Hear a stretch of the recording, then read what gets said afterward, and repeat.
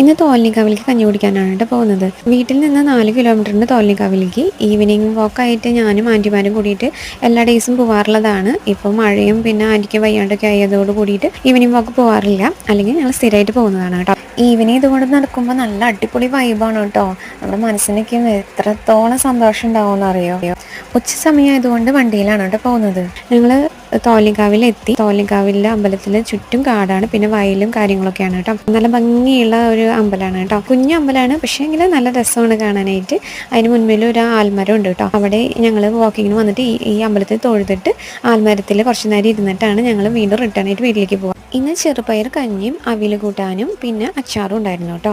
അത് കഴിഞ്ഞ് കഞ്ഞിക്കും കുടിച്ച് കുറച്ച് നേരം ഞങ്ങൾ ആൽമരത്തിൻ്റെ ചുവട്ടിൽ ഇരുന്നിട്ട് പിന്നെ റിട്ടേൺ വീട്ടിലേക്ക് പോയി കേട്ടോ. ഈ അമ്പലത്തിലാണ് കേട്ടോ തോലിനുംപൊടി വേല എന്ന് പറഞ്ഞിട്ട് ഞങ്ങളുടെ വലിയൊരു വേലയുണ്ട്.